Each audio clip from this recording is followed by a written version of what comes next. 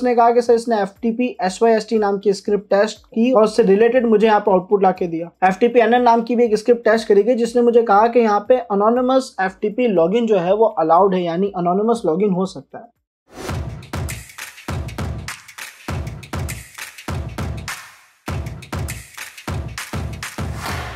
Hello learners, so this is Ashish Kumar once again. Welcome you to WS Cube Cyber Security.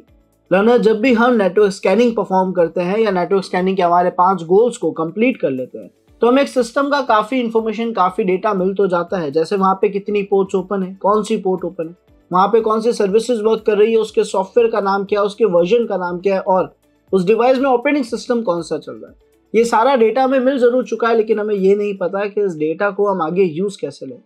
सो असल में आज हम बात करने वाले हैं एडवांस इंफॉर्मेशन गैदरिंग की, वो भी नेटवर्क स्कैनिंग के कंसेप्ट में। यानी अब तक हमें जितना डेटा मिला है नेटवर्क स्कैनिंग परफॉर्म करके, उसके 5 गोल्स को पूरा करके, उस डेटा के बिहाफ पे, उस डेटा की मदद से हम सिस्टम की कुछ एडवांस इंफॉर्मेशन कलेक्ट करेंगे। कुछ ऐसी इंफॉर्मेशन जिसकी वजह से हमें सिस्टम की वल्नरेबिलिटीज मिल जाएगी, लूप होल्स मिल जाएंगे, यानी आप कह सकते हो कमियां मिल जाएगी, और शायद उसकी वजह से एक हैकर के लिए सिस्टम को कॉम्प्रोमाइज करना बहुत आसान हो जाता है। अभी एडवांस इंफॉर्मेशन गैदरिंग वर्क कैसे करेगी, हम क्या समझने वाले हैं, तो देखते हैं। हम देख रहे हैं advance information gathering using Nmap scripts.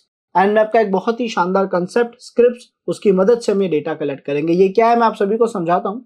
सो लर्नर्स, हमारा जो सॉफ्टवेयर है Nmap, जिसने हमारी नेटवर्क स्कैनिंग में 5 गोल्स को कंप्लीट करने में हमारी मदद करी, इस सॉफ्टवेयर के पास कई सारे छोटे छोटे प्रोग्राम्स रखे गए हैं। यानी Nmap ने अपने पास कई सारे प्रोग्राम्स रखे हैं जिन्हें वो स्क्रिप्ट्स कहता है। ये स्क्रिप्ट्स इसके क्या काम आएगी? इनका एक्सटेंशन .nsc होता है और इनका जो यूज है वो है एडवांस इंफॉर्मेशन गैदरिंग। यानी सर ये आपकी मदद करती है बहुत ही डिटेल और बहुत ही अच्छे लेवल का डेटा एक विक्टिम मशीन में से कलेक्ट करने में। कैसा डेटा? तो सर आपको पता है पोर्ट 21 ओपन है, वहां FTP सर्विस चल रही है और मान लेते हैं उसके सॉफ्टवेयर का नाम है VSFTPD 2.3.4। तो हमें शायद ये देखने को मिले कि Nmap के पास FTP वर्ड से related, FTP protocol, FTP service से रिलेटेड कुछ 5-10 प्रोग्राम्स रखे हुए होंगे, है ना। इन प्रोग्राम्स का काम है FTP के पास जाकर वहां से एक्स्ट्रा इंफॉर्मेशन लेकर आना हमारे विक्टिम मशीन की। यानी ये विक्टिम मशीन का ज्यादा से ज्यादा डेटा लेकर आने की कोशिश करेगी FTP के स्क्रिप्ट्स। पोर्ट 21 पे जाएगी और वहां पे जितना भी डेटा मिल सकता है, हो सकता है यूजर नेम पासवर्ड मिल जाए, हो सकता है FTP की कोई कमियां मिल जाए, कोई वल्नरेबिलिटीज मिल जाए। इन प्रोग्राम्स का काम सामने वाली मशीन में जाकर वहां से अच्छे लेवल का डेटा कलेक्ट करके लाना है। और इन सभी प्रोग्राम्स को, जिनकी मदद से हमें एडवांस लेवल का डेटा मिल रहा है, इन्हें Nmap स्क्रिप्ट्स कहता है। इनका एक्सटेंशन .nsc होता है और हर एक सर्विस के नाम पे Nmap ने बहुत सारी स्क्रिप्ट्स बना रखी है। क्या ये चीज हम प्रैक्टिकली एक्सपीरियंस कर सकते हैं कि हर एक सर्विस के नाम की स्क्रिप्ट्स Nmap के पास है या नहीं? तो बिल्कुल देखा जा सकता है। पहले मैं आपको यहाँ एक लोकेशन बता देता हूँ, देन हम उस लोकेशन पे जाकर Nmap की सभी स्क्रिप्ट्स आराम से चेक कर पाएंगे।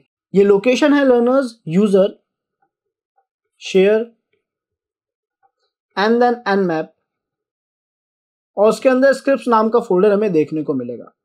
इस स्क्रिप्ट फोल्डर के अंदर हमें Nmap की सारी स्क्रिप्ट्स विजिबल होगी।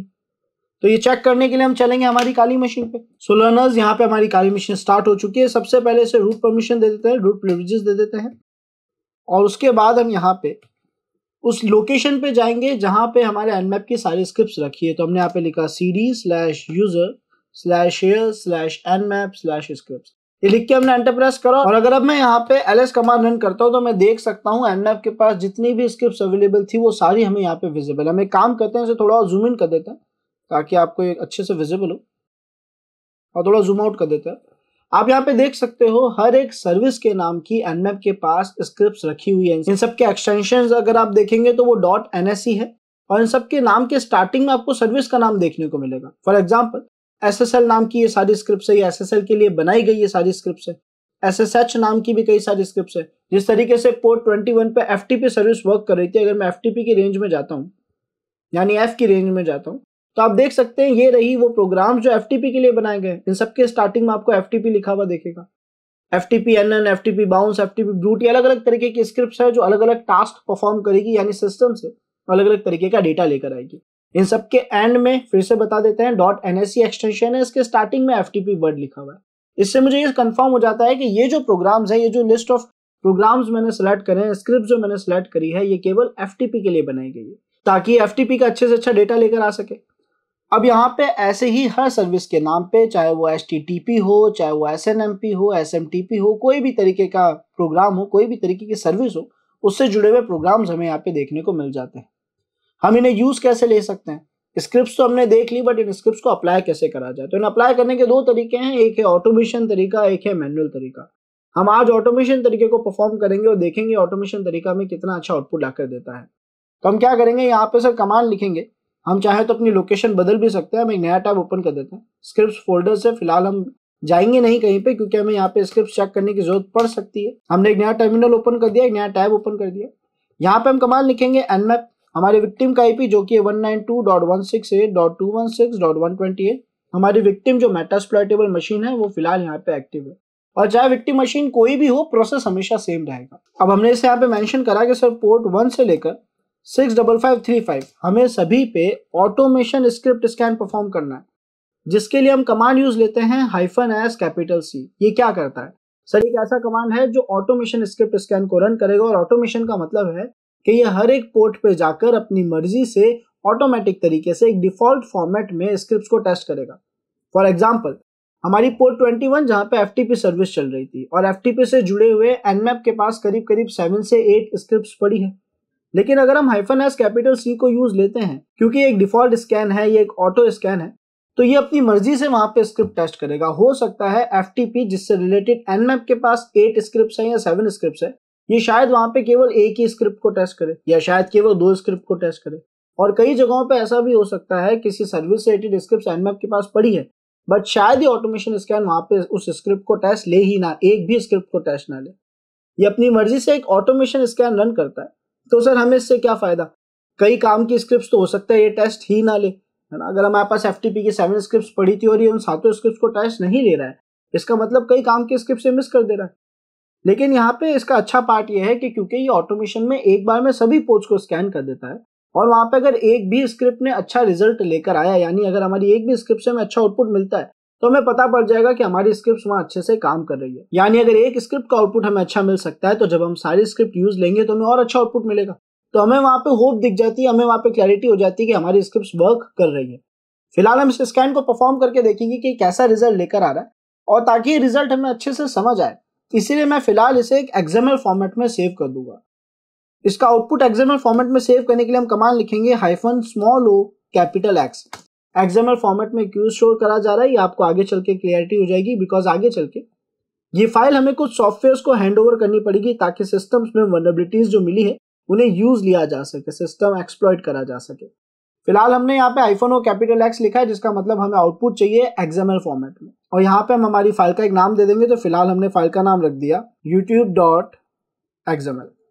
इस नाम से हमारी एक फाइल क्रिएट हो जाएगी, उसमें सारा डेटा स्टोर हो जाएगा। आउटपुट आने में नो डाउट लर्नर्स टाइम लगेगा, बिकॉज ये हर एक पोर्ट पे जाएगा, पहले उसका डेटा कलेक्ट करेगा, फिर वहां पे अलग अलग तरीके की स्क्रिप्ट्स को ट्राई करेगा। हम वेट करेंगे इसका रिजल्ट आने को, और फिर देखते हैं कि XML रिपोर्ट हम कैसे पढ़ सकते हैं और हमारे लिए कितना मीनिंगफुल डेटा वो लेकर आया। सो यहाँ हमारे nmap का रिजल्ट आ चुका है। अब देखते हैं इस रिजल्ट में हमारे पास क्या क्या अच्छा आउटपुट आया।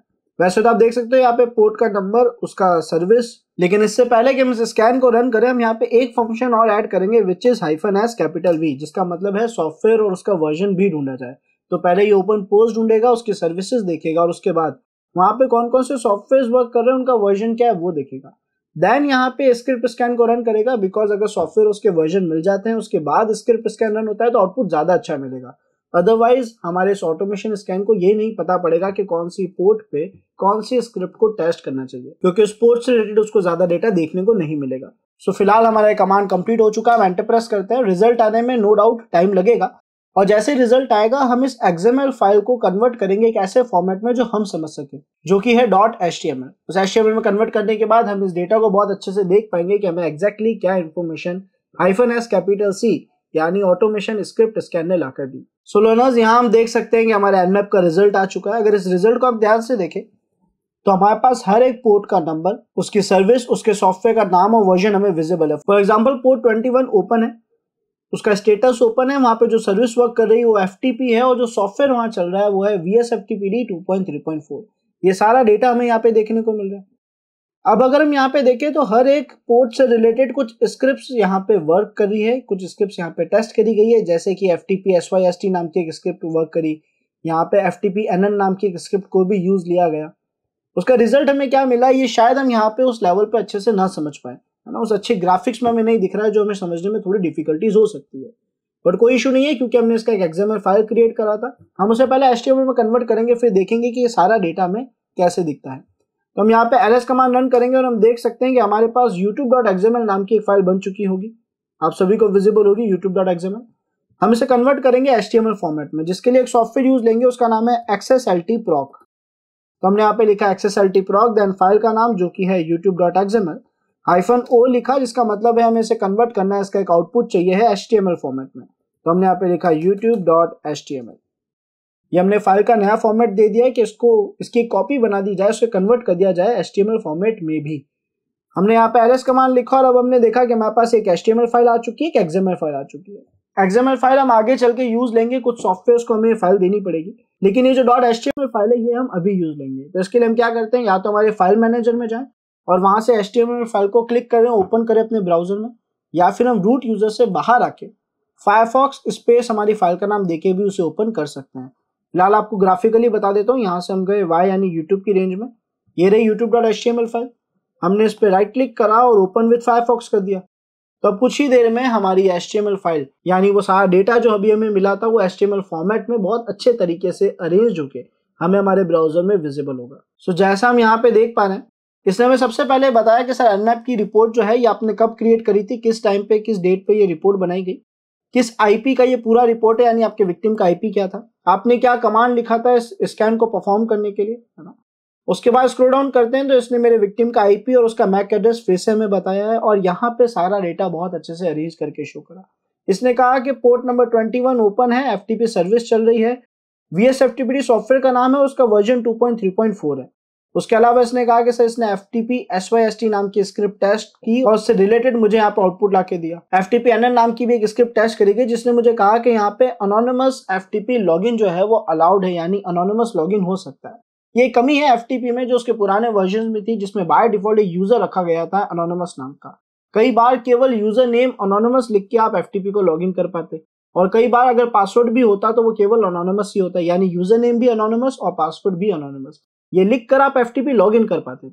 तो इसने कहा है कि आपके इस करंट FTP वर्जन में वो कमी है, यानी आपको FTP के क्रेडेंशियल्स मिल गए, यूजर नेम पासवर्ड मिल गया जो कि अनोनिमस है। उसके अलावा इसने हर तरीके की सर्विस के बिहाफ पे कुछ स्क्रिप्ट्स टेस्ट करी। अब देखा जाए तो FTP की भी 8 स्क्रिप्ट्स थी अप्रॉक्स nmap के पास, लेकिन उसने 2 ही स्क्रिप्ट टेस्ट करी है। 22 में एक ही स्क्रिप्ट टेस्ट करी है, 23 में एक भी स्क्रिप्ट टेस्ट नहीं करी, और 25 में इसने कई सारी स्क्रिप्ट टेस्ट करी, लेकिन उसमें से SMTP की एक ही स्क्रिप्ट है। जबकि अगर आप देखें तो 25 पे जो सर्विस चल रही है वो SMTP ही है। तो इसने SMTP कमांड्स नाम की एक स्क्रिप्ट यहाँ पे टेस्ट ली। इसका कहना है कि ये कुछ सेट ऑफ कमांड्स हैं जो शायद आप विक्टिम मशीन में रन कर पाए। अब ये सारा डेटा कितना सही है, कितना गलत है, ये इन्फॉर्मेशन कितनी करेक्ट है, ये हमें तभी पता पड़ेगी जब हम इसे यूज लेकर देखेंगे, जो आगे आने वाली कुछ क्लासेस में हम परफॉर्म करेंगे। फिलहाल हमारे पास स्क्रिप्ट्स की मदद से सामने वाली मशीन का डिटेल्ड आउटपुट आया है। अब चाहे वो हमारे ऑपरेटिंग सिस्टम का नाम, उसका वर्जन, उसके सॉफ्टवेयर का वर्जन, या उसमें चलने वाली कुछ अलग अलग पोर्ट्स और उन पे चलने वाली सर्विसेज का डेटा ही क्यों ना हो, हमें काफी डेटा इसने देने की कोशिश करी है। नो डाउट यहाँ पे ये बहुत सारा डेटा नहीं है, ये काफी कम डेटा है, क्योंकि ये ऑटोमेशन स्क्रिप्ट स्कैन था। हर एक पोर्ट से रिलेटेड या हर एक सर्विस से रिलेटेड nmap के पास बहुत सारी स्क्रिप्ट्स है, जिन्हें अब हम नेक्स्ट वीडियो में मैन्युअली यूज लेकर देखेंगे। आई होप लर्नर्स आप सभी को ये ऑटोमेशन स्क्रिप्ट स्कैन क्लियर हो गया होगा। अब हमारे नेक्स्ट वीडियो में हम ये देखेंगे कि सर ये मैनुअल स्क्रिप्ट स्कैन कैसे परफॉर्म करे, जिसमें हर एक पोर्ट का बहुत डिटेल और बहुत ज्यादा इन्फॉर्मेशन मिलेगा, या कहीं ना कहीं आप ऐसा कह सकते हैं कि हर एक पोर्ट की आपको कुछ वल्नरेबिलिटीज, कुछ कमियां देखने को मिल जाएगी। So see you next video learners. Till then अगर आप में से कोई भी एथिकल हैकिंग, पेनिट्रेशन टेस्टिंग या बग बाउंटी हंटिंग जैसे एडवांस कोर्सेज में ज्वाइन होना चाहता है, जहां पे आपको एथिकल हैकिंग की complete practical knowledge live zoom classes के जरिए एक्सपीरियंस मेंटर की गाइडेंस में दी जाती है, ताकि आप अपने सभी प्रैक्टिकल्स परफॉर्म कर सके, अपनी एरर्स, अपने डाउट्स रिजॉल्व कर सके, और साथ ही साथ अपने साइबर सिक्योरिटी करियर से रिलेटेड मेंटर से गाइडेंस ले सके। तो नीचे डिस्क्रिप्शन में आप सभी को फॉर्म लिंक मिलेगा, जिसे फिल करके आप अभी इनरोल कर पाएंगे WSCH में, WS Cube Tech के सर्टिफाइड एथिकल हैकिंग बैच में। Thank you.